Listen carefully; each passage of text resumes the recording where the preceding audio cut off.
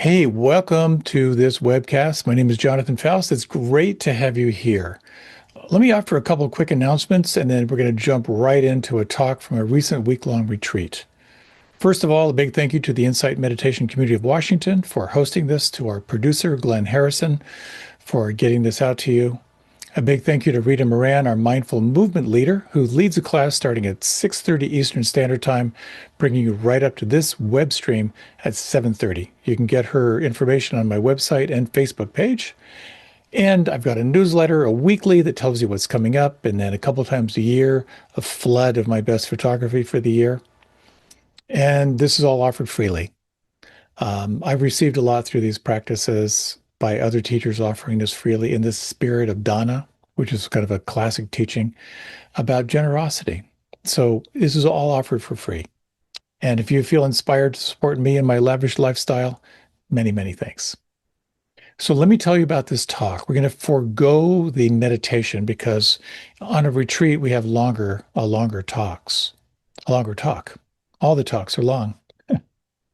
So imagine day one of a meditation retreat, a full day of practice.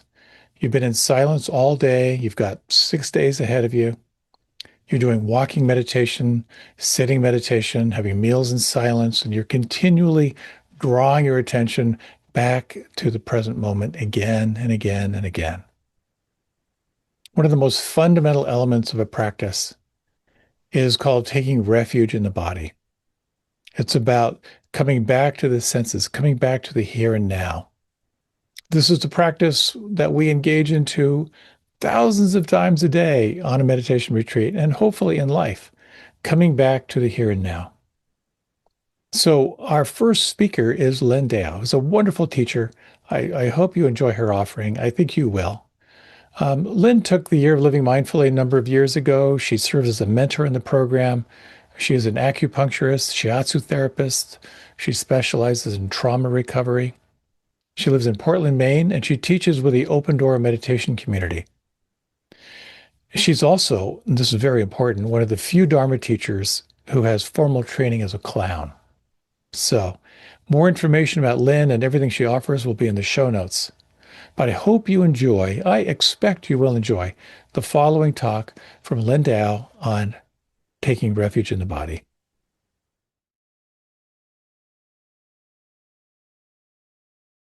I have an aversion to handheld mics and I'm just naming it out loud. Um, and that's fine. I'm going to survive and you're going to survive too. You've survived your first day. Congratulations. I'm thrilled. Thank you so much for your practice. What a gift. What a gift you are giving to yourself, to your loved ones, to your community. Um,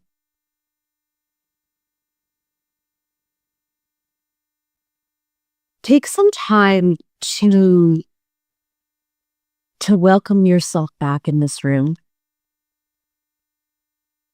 Whatever is here, whatever you're bringing in right now, in this moment, right now, is welcome.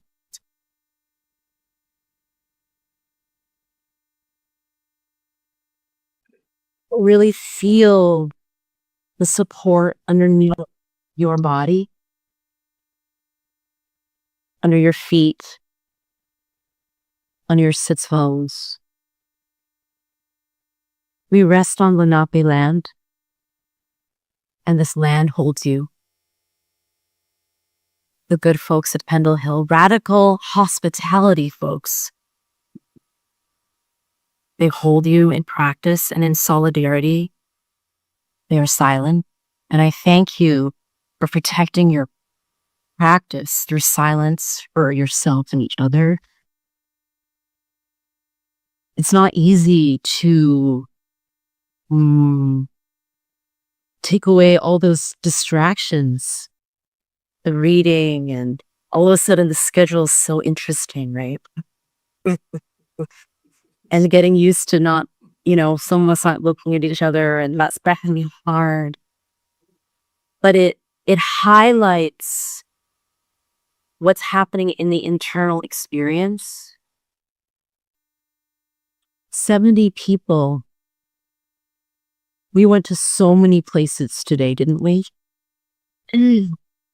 Right? To your childhoods and to the future and to all the shopping lists and everywhere you've been. And boing, this when my teacher would say, boing, you're right back in. When you notice that you've gone away, back to the body. So there's a quote from the Satipatthana Sutta. The Satipatthana Sutta. So sati means mindfulness. It actually means to remember. And patthana, foundation. Sutta is like teachings. It means thread. And so at the beginning of the contemplation of breath, it says, here having gone to the forest or to the root of a tree or another peaceful and supportive location, we sit down, bringing ease, right, interesting word, and stability to the body. Adopting an upright posture, we establish mindfulness in front of us. So to the forest or the root of a tree, and that's what we've done. It's called seclusion. And to notice this gift of seclusion that this retreat has given us. It's a real gift. So tonight, my talk is on the body. It's called Coming Home to the Body. And I heard this in a Dharma talk, and if I can find the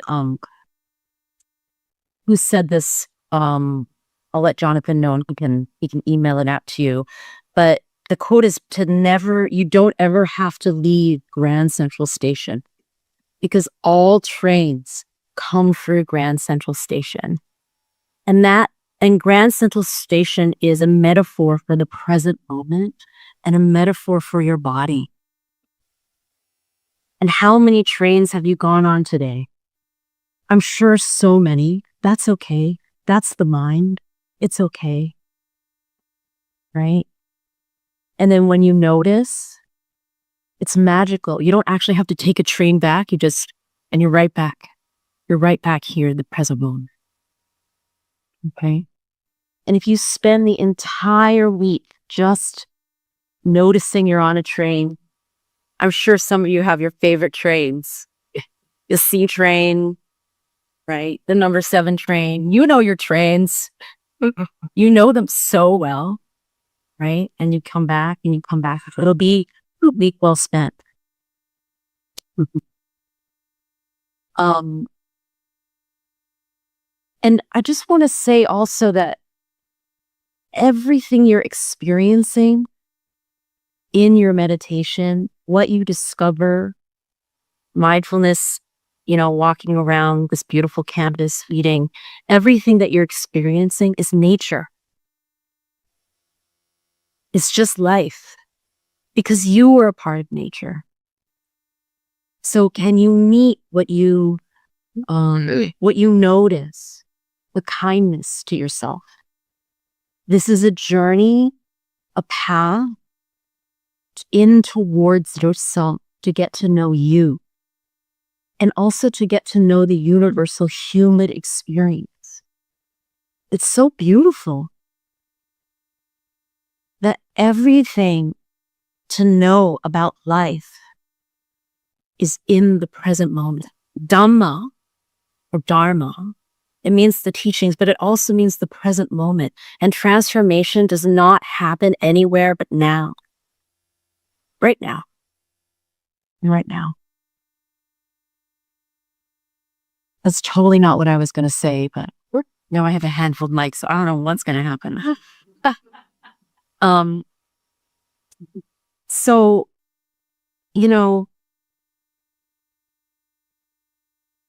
and what you discover, nature, you're discovering with everything, we're in, secluded, taken away, that what's hard, what's difficult, it's coming up for sure. Because it's hard to be human. When you meet those parts of you, you can say, honey, I know this is hard. It's hard. Try to treat yourself sometimes. All right. So, before we go into the body and why it's such a significant part of the foundations of mindfulness, there's 4 foundations: mindfulness of the body, mindfulness of feeling tones, mindfulness of mind, and then mindfulness of Dharma and the teachings. Before we go into why the body is so important, I do want to name that not everyone feels at home in their body for various reasons. Chronic pain, illness, there could be experiences that have taught you that this is not a safe place. And I want you to know that you're not alone. Okay? And sometimes it can be hard to come back to a place that doesn't feel good. So I wanted to offer a few resources. Resource is a very interesting word, right? To resource, to come back to the source, right? So resources aren't just like things that you use at the dictionary. These are things that, things to notice that help you expand your capacity to be with what's present and to be what's hard, right? Because this journey is like, it's not about escaping what's hard or escaping like the difficulties. It's building enough capacity so you can stand right in the middle of it. So you can stand in Grand Central Station and not get knocked about. So 3 things. Different layers from the outside in. Sometimes we start our Sid spirit. May the blessings of my may the blessings behind give benefit all the. So in order to do that, if you know your blessings and then to get removed, it's not just about ourselves, it's about relation. We have to know the first one. So 1 John 47 years. How many seeds of goodness we might found in the seed? So it's basically any plant from symbols. It's real. Christ to and here it's when I go in I think that's happening. So the blessings of your teachers, of your loved ones. So maybe taking a moment to reflect on the blessings, the gratitudes that you have in your life.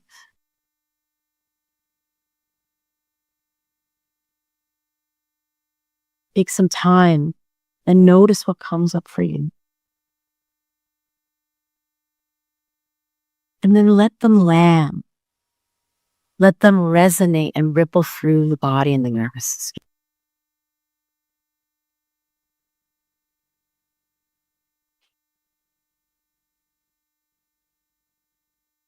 So there's reflecting on blessings as a resource. And then there's reflecting on the sensory experience right now in this moment.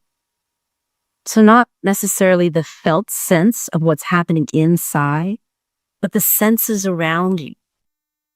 So you can right now slowly just sort of turn your head and just notice what's interesting. Like, where do your eyes want to go?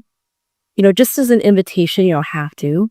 Maybe you just want to take in the senses through hearing or taste or other senses. But when you slowly look around and notice, oh, well, that's interesting that that pattern of bricks. I've never noticed that pattern on that person's sweater before. And when you do that, when you slowly allow yourself to take in your environment, it's letting your body know that there's not an emergency, right? So when you're walking on your walking meditation, turn your neck, turn the hips. Okay, this is good for the vagus nerve. Take in the trees. Take in the fact that when certain leaves get wet, they have this glisten that looks really cool. I had this lovely moment with the yogi on the first day. We were listening to the robins doing some sort of tipping sound that was very curious, and that was so lovely. And so let in those sensory experiences. It's really important for the nervous system to let the body know, to take the time to let the body know that you're okay. You're okay. Because your mind may know intellectually, your body needs more time. Okay? It's slower. And that's why we try to do things slower. We move at the speed of trust and discovery. And then the last thing is the felt sense in the body. So blessings, senses, the body. So take a little time right now to notice where in your body feels pleasant or okay. And that might mean something different at any moment. Grounded, centered, strong. Take the time to notice right now. Maybe it's the breath. We have in Maine, in Acadia, we have these coves. And I love when I work with patients, I'm like, think of a little cove you can bring your sailboat in just for a rest from the storm. So these resources are like little coves that when you ask yourself, can I be with this? And the answer is no, you've already practiced where to go, right? Because the agency that we have, the power that we have, is where we put our attention. Where we put our attention is very powerful.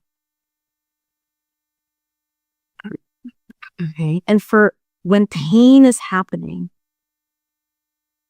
my recommendation is that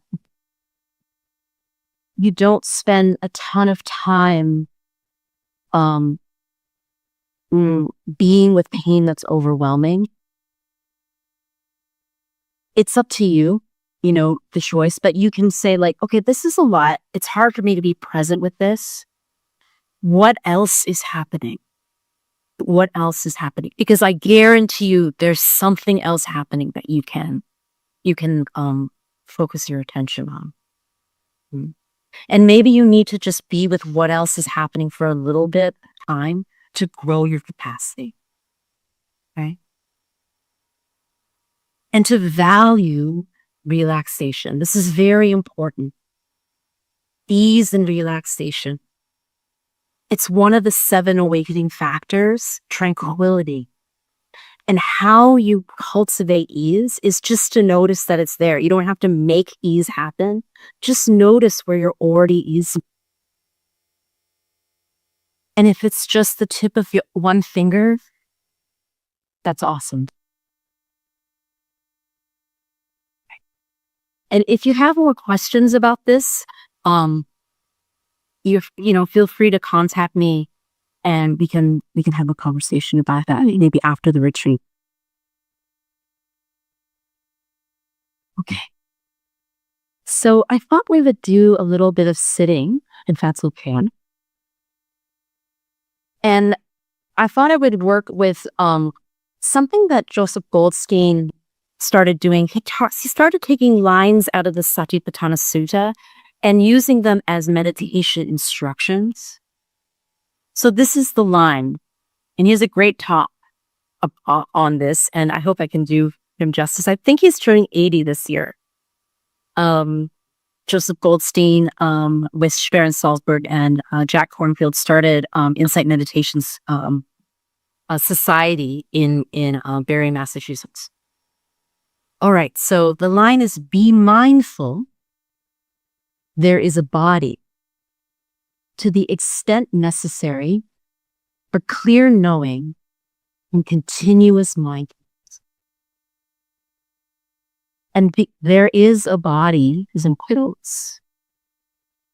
So it could be substituted for, be mindful, there are feeling tones, but tonight we're focusing on the body. So just notice what happens as you settle into your meditation. Just to say to yourself, there is a body.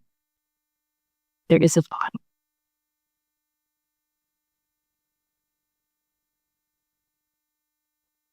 Be mindful there is a body to the extent necessary, reminding us to value relaxation, to not try too hard.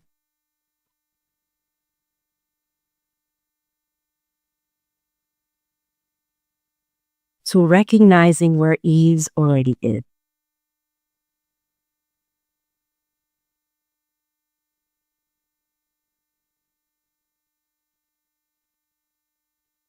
And then to remember, to recognize that mindfulness is already here. It's already here. You don't have to try to be aware, you just are. Try not to be aware right now. So just the task is not to be mindful, it's to remember that, recognize. With somebody, what's feeling on you?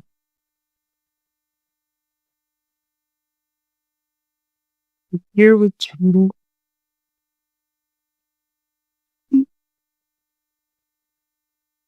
Central interest. It's like the body.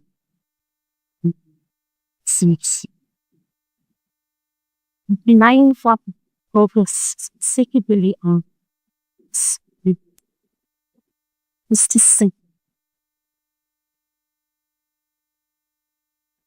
And touch in terms of the expression, movement.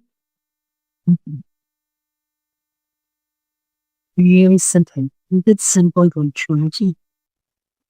Notice it. Mindfulness is really learned. And what you're aware of in your body, seriously, how your body feels weight in the seat, how the hands maybe move on them.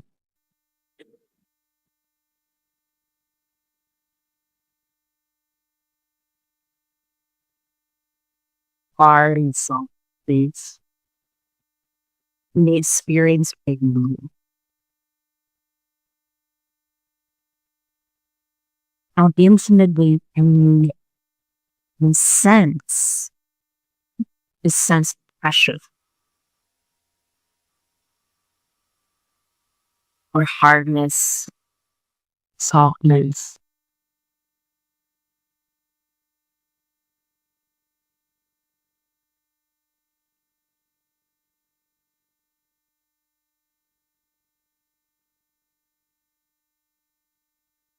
See if you can be with whatever object of attention from the beginning, from the middle to the end.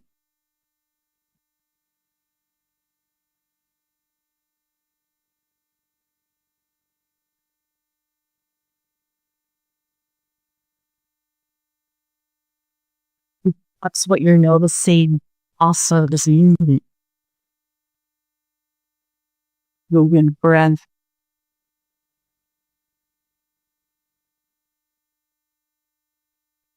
Maybe tingling. sensation, emotions.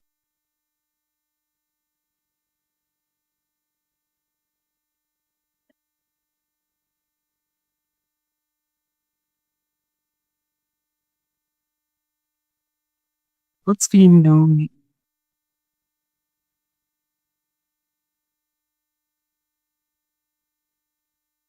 There is some.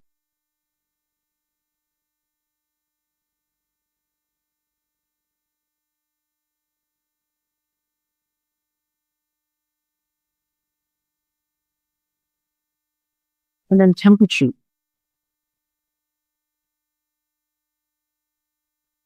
On the skin, cool, cold, warm, hot.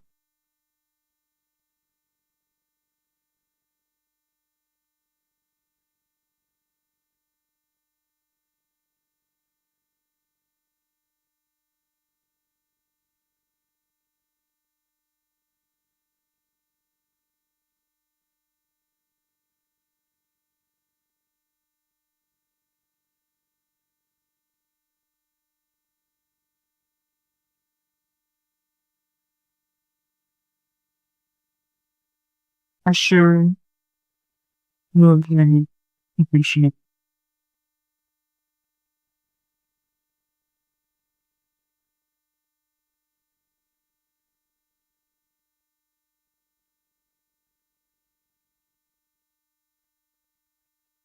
For the body relaxation,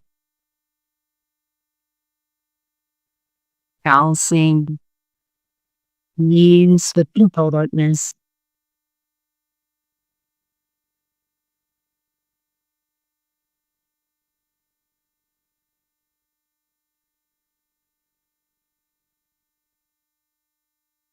You may find you're on a train somewhere, and that's okay. That's just another thing to be known. Unless you recognize that you're the right after the practice.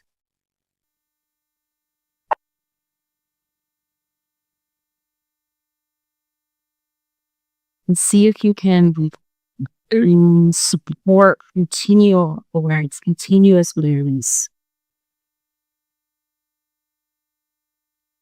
with interest and curiosity.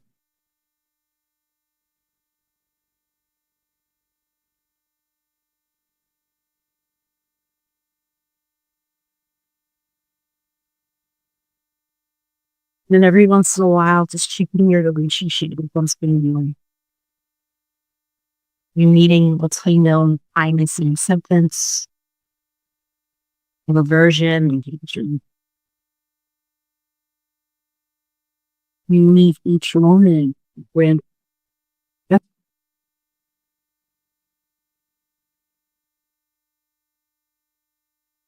you explore the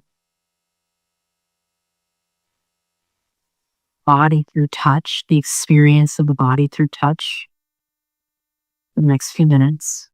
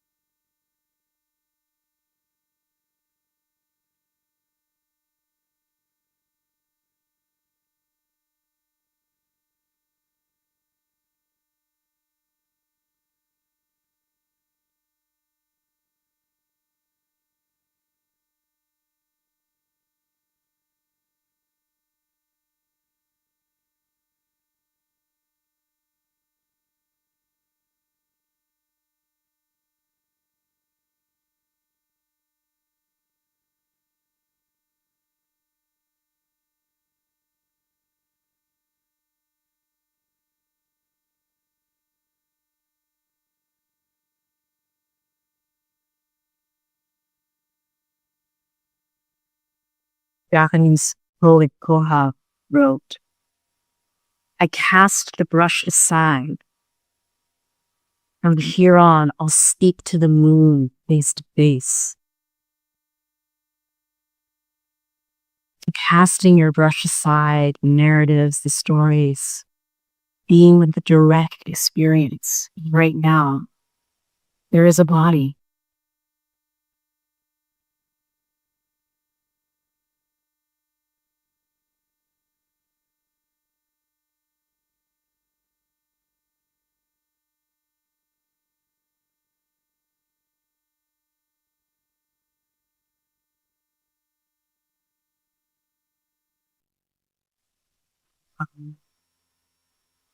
Body is feeling dead.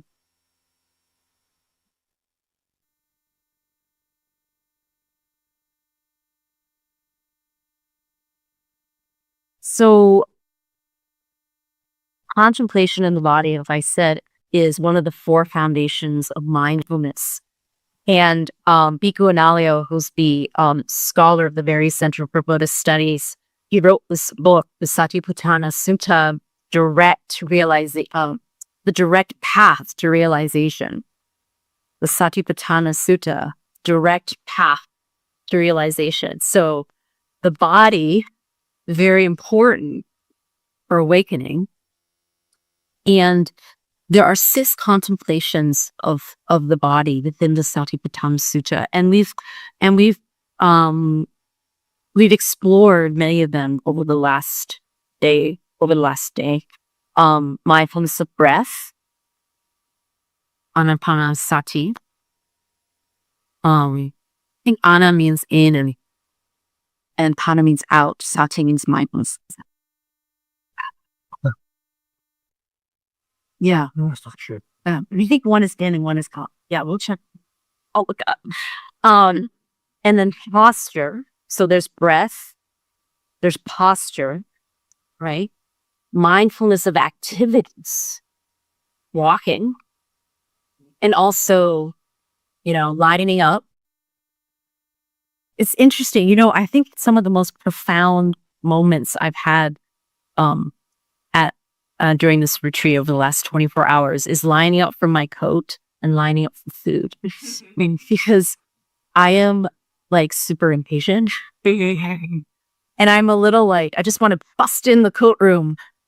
I'm like, oh, this is so interesting. It's often when we turn off, right? Those transitions, going to the bathroom, trying to get your fork out of the thing, and then it, gets stuck. People going out. And everyone's watching you. You're like, oh, I'm so sorry. I had this moment where tonight, I'm sure this Pendle Hill kitchen staff was gonna spill the entire thing of pasta. They were replacing, and I was so worried, and I had this big little narrative in my mind and I just saw it all happening, and it did not. So mindfulness of breath, mindfulness of posture, mindfulness of activities, mindfulness of body parts. Right? We did our body scan. Okay. And the elements, mindfulness of elements, and then mindfulness on the contemplation of death. I used to have this app called We Croak. And then every 5 times a day it would send you these quotes reminding you that you see that. It's hilarious. I love that news. We Croak. Mindfulness of elements. So a little nod to the elements tonight through touch. Hardness, earth. Hardness, softness, earth. Air, movement. Fire is temperature. And one that I didn't actually draw attention to was water, the sense of cohesion. When some of albums, you were your whole body feels like it's 5 times larger than it is when you're meditating? Does that ever happen? And like there's this sense of everything kind of connected and working together. That's my experience. So this sense of cohesion or integration, water. And we're going to be exploring water tomorrow in movement in the morning. I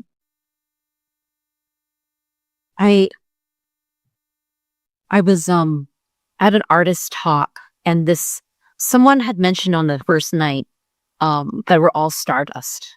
We're all stardust.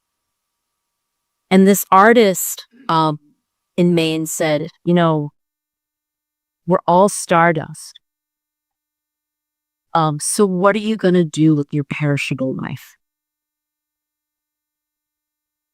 I love that. The reminder of the earth. Earth is the same as the earth out there. And at some point, I'm going to return to that. Okay. So part of the 4 foundations of mindfulness, body. And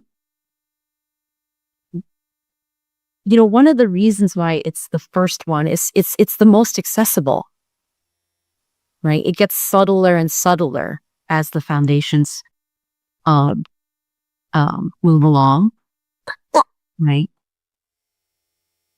And it provides stability for the rest of the foundations. Gil Fronsdal thinks of them as concentric circles and like mindfulness as the center. And so it's like you're building like a strength in that center circle to be able to support the others. Nikki Nigafora was a great mindfulness teacher, I think out in California. I think she's also a neuroscientist.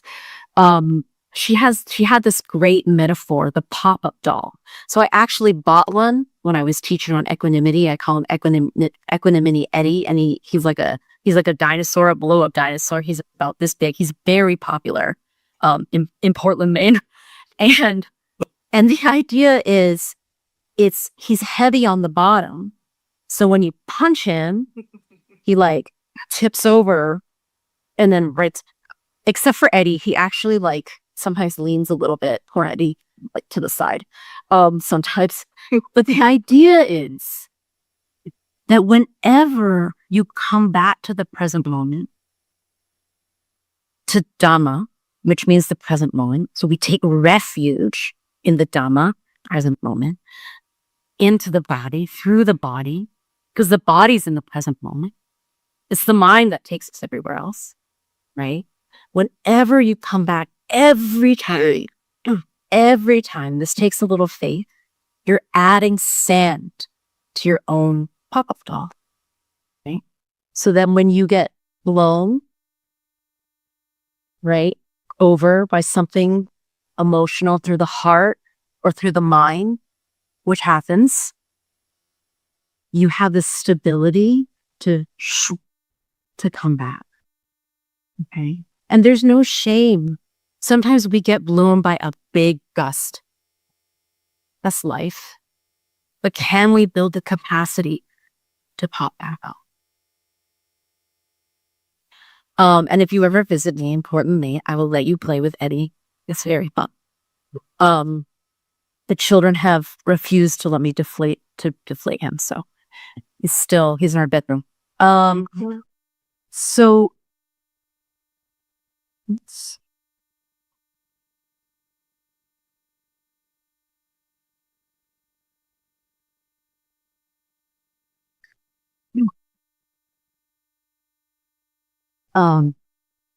efficiency is not the goal.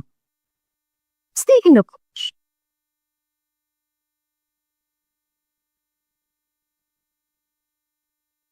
in terms of fixing,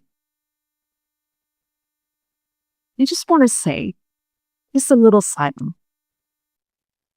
You're not here to fix themselves.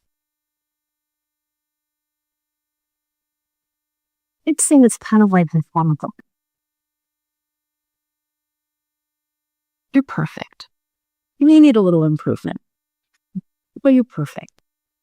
Okay, so when you find yourself here in a meditation, like trying to do the fixing game, upgrade yourself to 2.0, 2.0 Lynn, 2.1, see if you can set that aside and just be here in this moment. Do not try to make yourself feel any kind of way. Just feel what there is right now. Because this is where, right now in this moment, is where the learning is.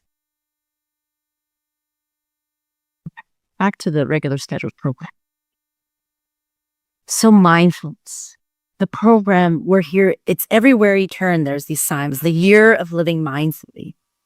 And it's always good to revisit what mindfulness is. And particularly we'll take the slant of the body, mindfulness of the body, right? So just a reminder before starting is to remember the resourcing and the relaxation. People who have meditated a really long time, like monastics, take a long time to set themselves up before meditation.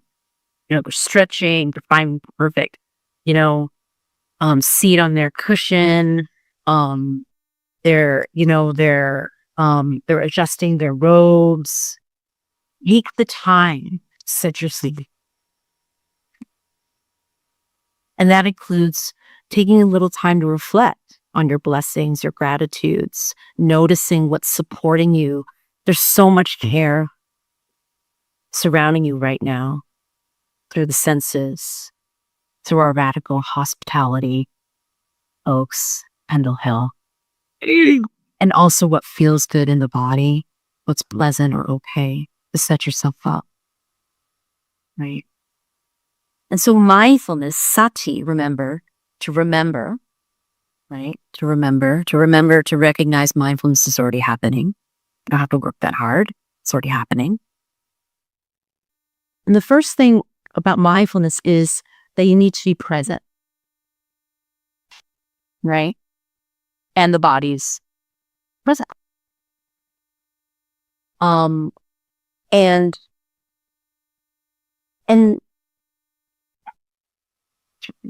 okay, no. So then not only to, just thinking. So, okay. So this word samadhi, often defined as concentration, is the unification of the mind and body. So the body's actually already present. It's already present, but it's about bringing the mind to the body. And that's what we've been doing over and over again. Okay. And to be able to abide in the present moment, right, is a necessary requirement for mindfulness. Right? Thich Nhat Hanh says, the present moment is where life can be found. And if you don't arrive there, you miss your appointment with life. You miss your appointment with life. Let's not do that. And the present moment is very generous to you. So generous. It's teaching you right now what life is, the experience of life, the experience of being a human being, right? So being present. And not only being present, but knowing, having that reflective knowing is really important, the witness. So I have fish. I think I have 5 now, maybe 6, can't remember. And they're definitely present, but they don't know that they're present. They're just happily swimming around. I don't think that they know. So knowing that you're present. So not only that there's awareness is already here, but then what are you aware of? And those two things happen at the same time. The awareness piece, right? And the thing that's being known, they happen at the same time. Right? So there's being present. There's remembering to recognize that you're present. And then there's seeing clearly. Right? Vipassana. To see things as they are. So you can recognize that you're knowing something. And can you see what you're can you recognize the object clearly? So when we were meditating, just knowing that I'm with the tingling of my fingertips, just keeping it very simple, and that's it. I'm with the tingling of my fingertips. How many times have you had some sort of sensation that has all of a sudden landed you now I have to get a referral from my doctor about this thing. Really, I wonder if my mom had this thing. I should really talk to her about that. I wonder if it's going to get worse. Oh no, I'm at retreat. Should I write a note about it? That sort of thing. Instead of just and by the time you're done, the thing is gone. Right? So just clearly seeing, clearly being, clearly perceiving the object of attention. Right? So my dog Max she's 10 and a half, and he has a lot of anxiety. And when he was a puppy, he would bark at his own reflection at the fireplace. We had a glass fireplace, and he would bark at his own reflection. So we had to put a big suitcase in front of our fireplace so he wouldn't bark at himself. And then people would come over and be like, "Oh, where are you going?" We're like, "We're not going anywhere. Our dog barks at himself." And he wasn't seeing clearly, right? He was seeing himself, but he was assuming that it was like another dog, right? I have a driving phobia. Sometimes I think the person behind me absolutely knows that I am the worst driver in the history of the planet. And it's not seeing clearly. Sylvia Borstein has this Sylvia Borstein is an amazing storyteller. Just so you know, and I would highly recommend reading her book. Pay attention for goodness sake. Which is, when you think about it, it's a hilarious type. So she tells the story of she's calling, she's trying to go on self-retreat, and I think she's calling the Forest Refuge in Barrie. And this is before email, I think. And she calls the meditation center. She can't get the retreat person. The retreat manager calls her back, misses her. They're doing telephone tag, right? And then she calls again, and the receptionist answers and says, "Rob's not here." And Sylvia says, "Oh, well, I guess it wasn't meant to be." And the person on the phone said, "No, I think it means that Rob's not here." I'm like, they're seeing it. How about you? So, what did we say? Being present, reflective knowing, clear perception, and then attempting to support sustaining that attention. And there's different ways to do that. The first things that come to mind, and you probably have different ways to sustain, but curiosity and interest, and also following the arc of the experience from the beginning through the middle through the end as best you can. It also, in terms of continuous mindfulness, there's some virya that is necessary, which means like effort or energy. It also has roots of courage, the courage to stay no matter what. Because some of us like to meditate when we're not doing all that well. Some of us like to meditate when we are doing really well. So if you pick and choose when you're going to sit, you miss that part of your life, right?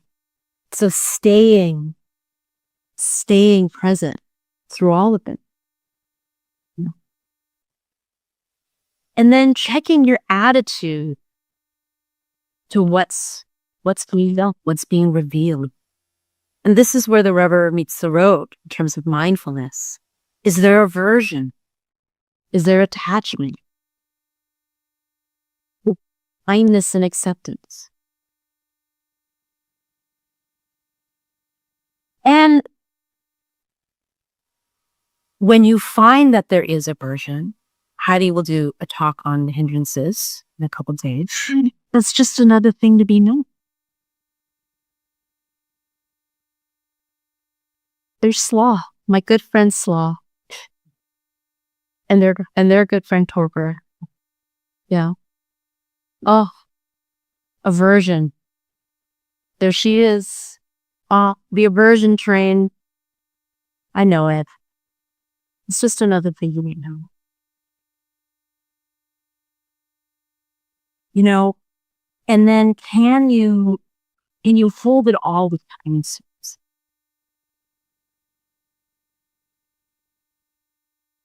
And then with all of that, someone will talk about discernment as one of the elements or one of their recommendations. Choosing to relate to your experience, to move away from greed,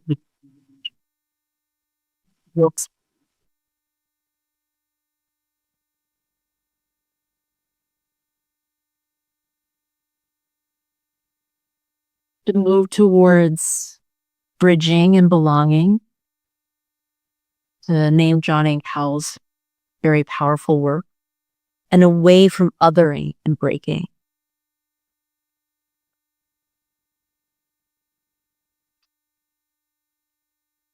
I'm part of a Sangha that's been going to the protests, and you're talking about protest suits and how some of them are really fun. If you so visibly, and okay, open question. I'm not really sure actually. Sometimes I really want to write a pretty strong worded protest sign, but they were coming up with protest signs that were more unifying. Love, peace, justice for all. And so like, you know, when you're relating to what's being known, you know, what is the sign that feels onward leading, unifying, that brings us into belonging and community?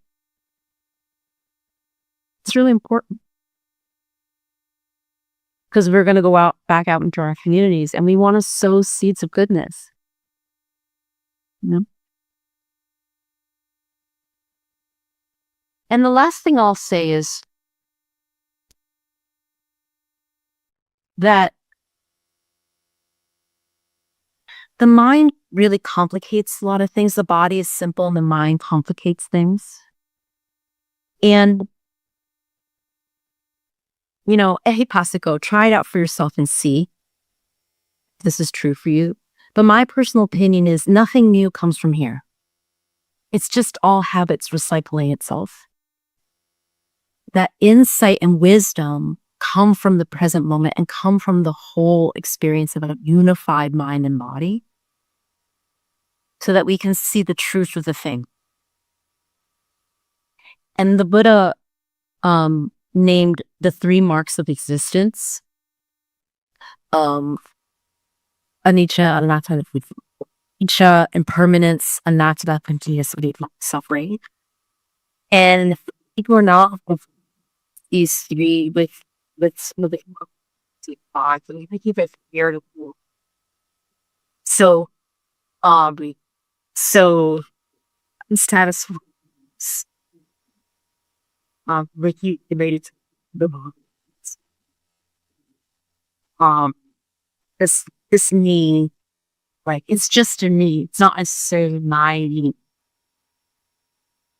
right? Or the elevators, like the empties, the nonsense, the heaviness, the earth element in my body is the same as the element felt there. We're all stardust.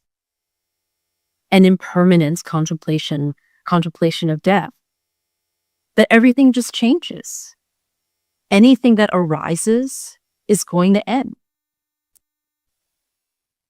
And so maybe having some faith that there's a lot of wisdom that can be discovered through being on.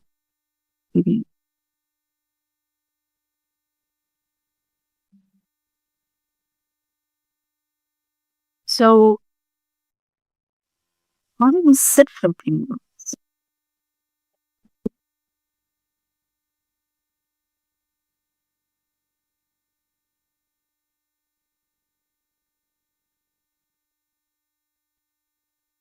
So really taking the time to set yourself up in a way that feels abundantly.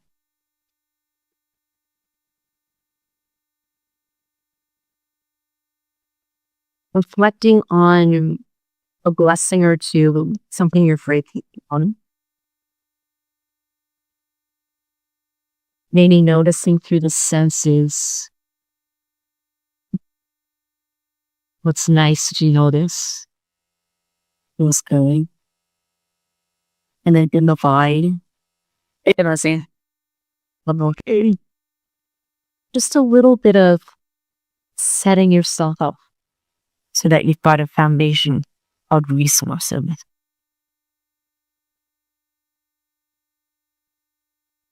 And then tuning into the fact that mindfulness is already in consciousness awareness. You let this awareness meet the body.